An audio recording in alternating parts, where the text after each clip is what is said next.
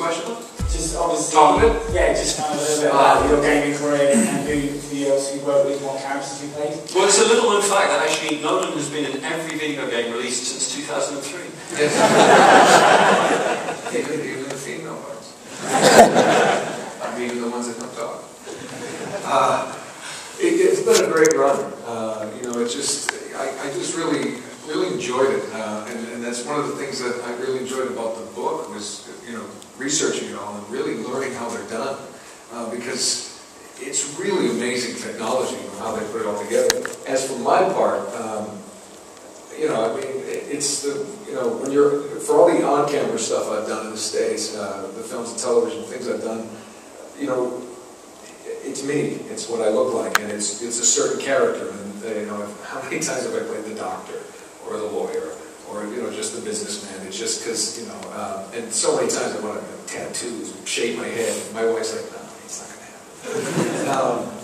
But I'm working on it.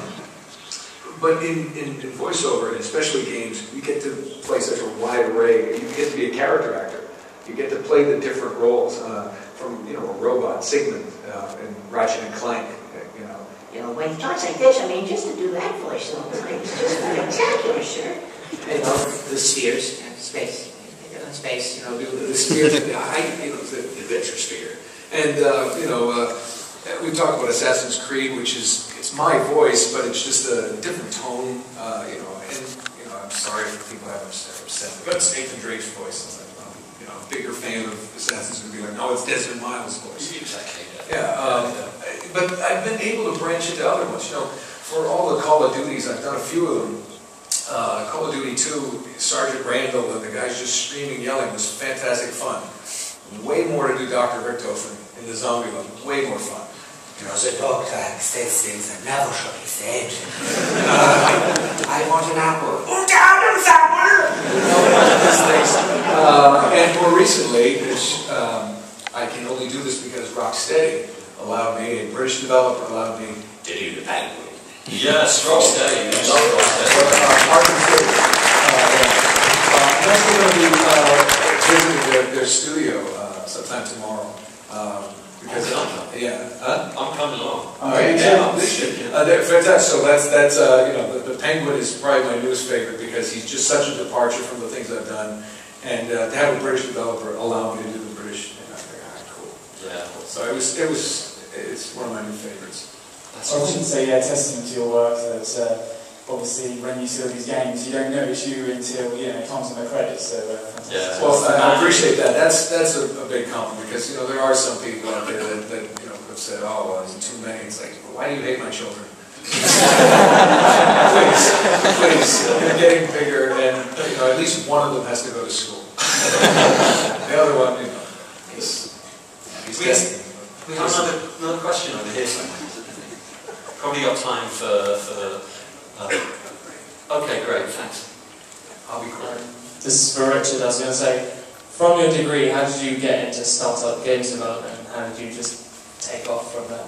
Oh wow, a questioner who's been doing his research. You're referring to my physics and philosophy degree. You have a physics and philosophy degree? Yeah.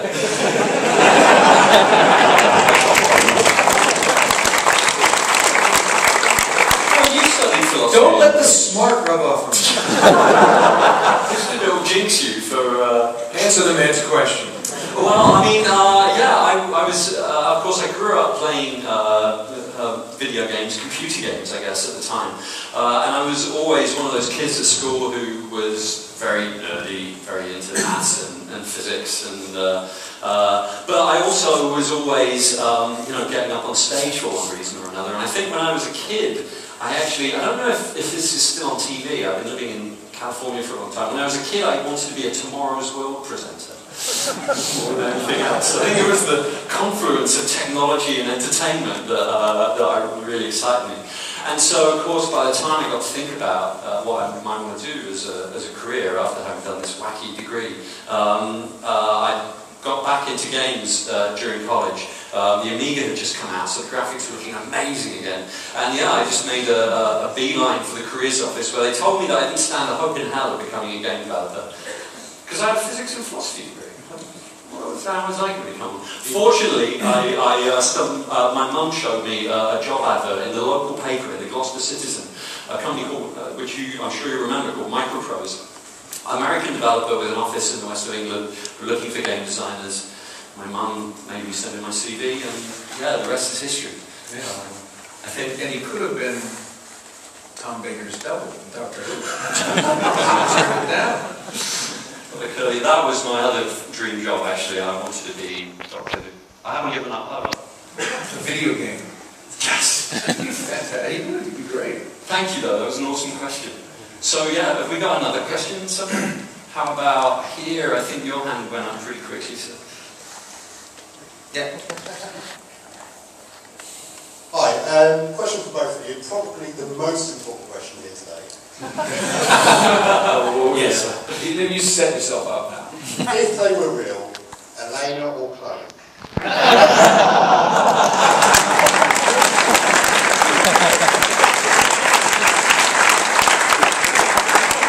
Or Lucy from Assassin's Creed? Why not both?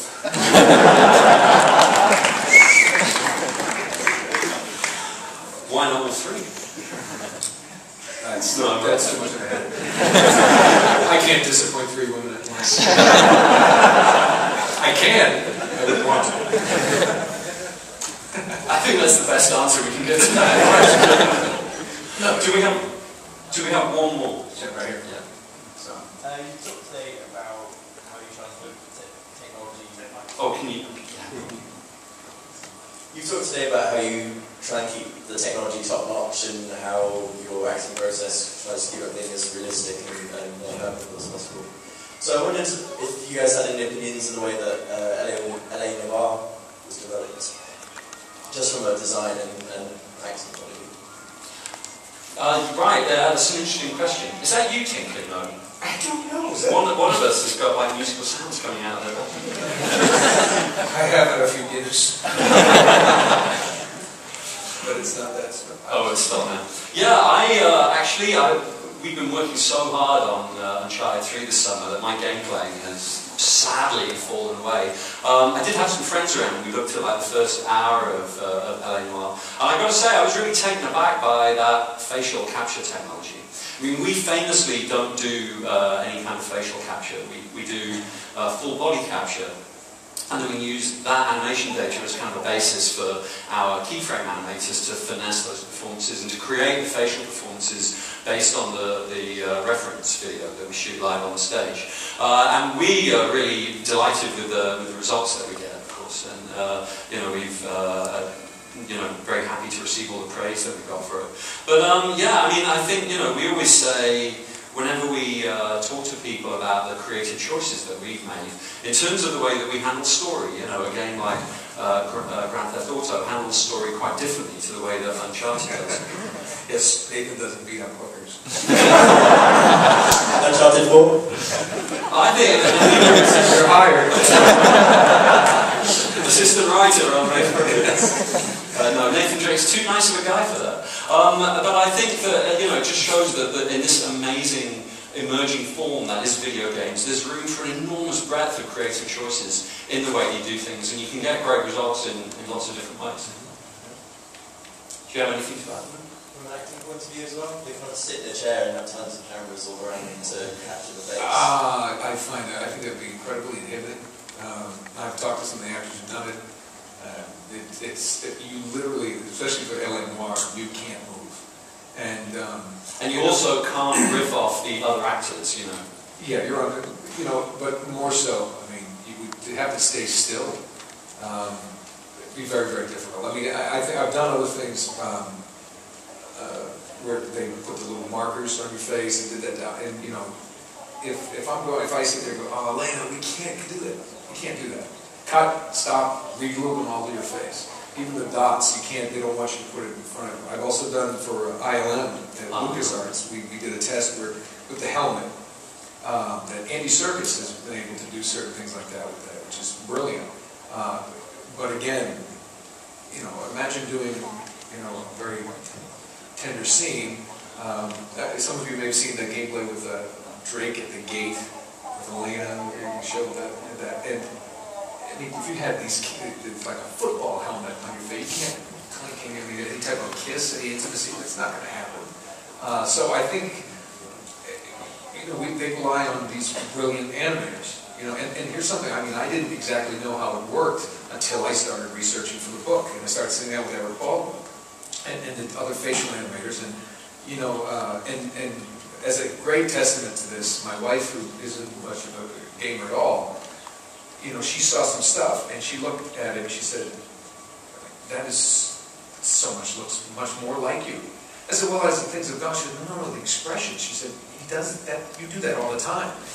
And, you know, it's not something I ever thought about, but it's, you know, like that little look, and he does that, and they got it down to a science. And thank God, because the performance becomes much more organic, and it's much more real. It's like you do theater, and then they just animate over it. And that's really where the artistry of Nolan's performance comes together with the artistry of facial animators led by Eric Baldwin and the technology that drives animations. And to that end, just quickly, you know, Andy Serkis is a bit of a hero of mine. Genius. He's absolutely, he really is a genius. And the closest I've done anything like that for him is for Astro Boy. I did some initial tests for them, and I had to walk across a stage as like a baby, and then standing up to a toddler, to a walking boy, and we did these things, and it was much more of a, you know, just it was an animation test. But he had a great quote recently saying that what I do in a performance capture suit is nothing different to what I do, any other actor does. Is that someone? Is it me? Because if it's me, I apologize. I have a phone, but I don't know how it works. It's a Euro one that they gave me. I don't even know the number. It's like a bunch of zeros and ones. So he says that it's just like acting on stage. Yes, it's just like acting, like any other performance an actor would do, except I wear digital makeup. I thought that was brilliant because he's interacting with James Franco in Rise of the Planet of the Apes. He's there in a suit, and he's doing those emotions. And you know, I read somewhere that you know he should be considered for an Oscar. He should. He does exactly what they're doing, and he does it without the aid of any type of you know, any type of suit, any type of costume. You know, he just has to be. You know, he's not in like monkeys. And habits that character. Yeah, and so it's a lot more difficult for him in that environment. On that interesting note, I think we've sadly got to wrap it up. Thank you so much, guys. Thanks for coming on to hear us.